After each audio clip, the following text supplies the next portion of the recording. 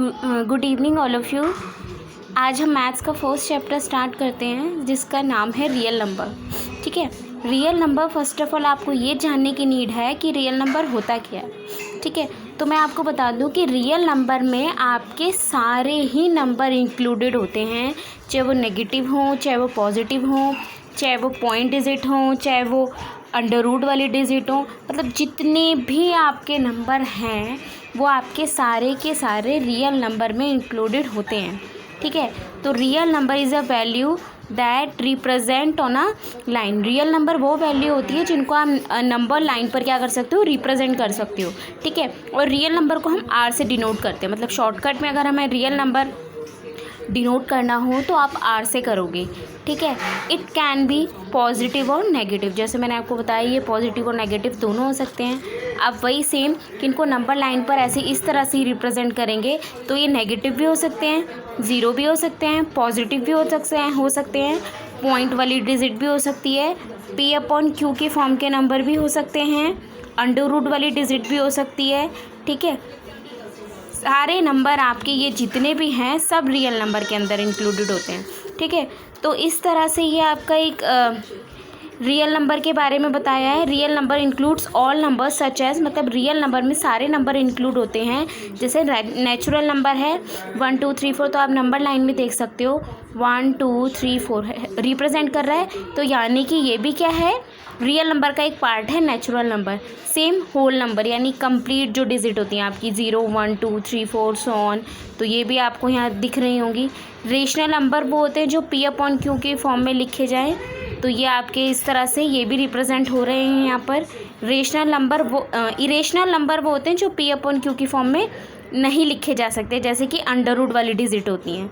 ठीक है, तो वो भी आपकी इसमें इसके अंडर आती हैं। और इंटीजर्स आपके वो होते हैं all positive and negative number are called integer. मतलब जितने भी पॉजिटिव और नेगेटिव नंबर होंगे वो आपके इंटीजर्स होंगे। ये तो हुई आपको रियल नंबर की बात कि रियल नंबर होता क्या है। नेक्स्ट आपको जो इसमें सॉल्यूशन करना है वो सारा यूक्लिड्स डिवीजन लेमा के थ्रू करना है। ठीक है, यूक्लिड्स डिवीजन लेमा। तो यूक्लिड डिवीजन लेमा क्या है, पहले हम ये समझ लेते हैं। यूक्लिड एक साइंटिस्ट का नाम है। डिवीजन आपको पता है कि डिवाइड के लिए यूज़ होगा, और लेमा यानी स्टेप्स। लेमा का मतलब होता है कि स्टेप्स। तो यूक्लिड जो एक मैथमेटिशियंस थे, एक साइंटिस्ट थे, उन्होंने डिवीजन के कुछ स्टेप्स बताए हैं जिनको यूक्लिड्स डिवीजन लेमा कहा गया है। तो पहले तो मैं आपको बता दूं कि यूक्लिड्स डिवीजन लेमा यूज़ कहाँ होता है। तो ये यूज़ होता है आपका HCF फाइंड करने में और डिवीजन फाइंड करने में। HCF आपका होता है हाईएस्ट कॉमन फैक्टर। ठीक है, HCF आपका होता है हाईएस्ट कॉमन फैक्टर। और नेक्स्ट ये यूज होता है डिवीजन के लिए। क्लियर है इतना?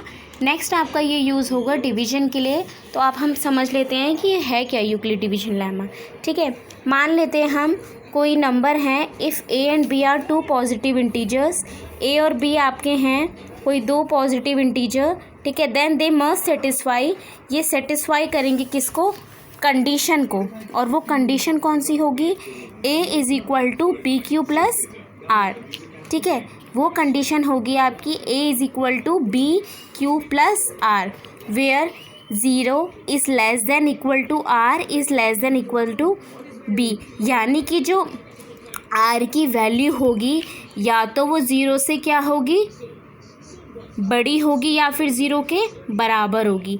ठीक है, तो हम देख लेते हैं कि इस कंडीशन में A, B, Q और R है क्या चीज़ें। ठीक है, तो आपका A होता है डिविडेंट। ठीक है, तो डिविडेंट का मतलब क्या है कि जिससे हम डिवाइड करते हैं। डिविडेंट आपका होता है जिससे हम डिवाइड करते हैं। जैसे कि अगर हमें 6 को 45 से डिवाइड करना है, 6 को अगर हमें 45 से डिवाइड करना है तो 45 हमारा क्या होगा, डिविडेंट होगा।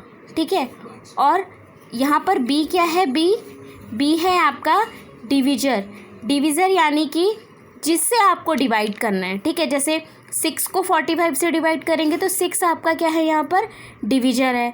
ठीक है, अब आती है क्वोटिएंट की बात। ये आपका होता है जो आप क्या करते हो, ये आपका होता है जितनी बार डिवाइड हुआ है, ठीक है। क्यू आपका होता है जितनी बार डिवाइड हुआ है। तो देखो यहाँ पर 7 टाइम्स डिवाइड हुआ है तो क्यू आपका क्या हो गया 7, ठीक है। और यहाँ पर जितने टाइम्स वो डिवाइड होता है वो आपका होता है Q. R for reminder, reminder आपको पता ही है कि हमेशा रिमाइंडर डिविज़र से क्या होगा, छोटा होगा। जैसे यहाँ पे डिविज़र 6 है तो रिमाइंडर हर हाल में 6 से छोटा ही होगा। वो 0 भी हो सकता है और 6 से छोटा कोई नंबर भी हो सकता है, पॉजिटिव नंबर, ठीक है। अगर 6 से बड़ा होगा तो आपको एक बार और डिवाइड करना पड़ेगा। रिमाइंडर हमेशा डिविज़र से छोटा होता है और या तो 0 होगा, ठीक है।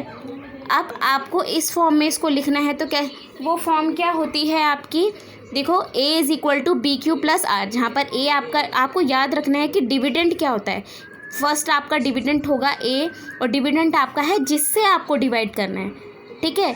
जिसको आपको डिवाइड करना है वो आपका डिविडेंड।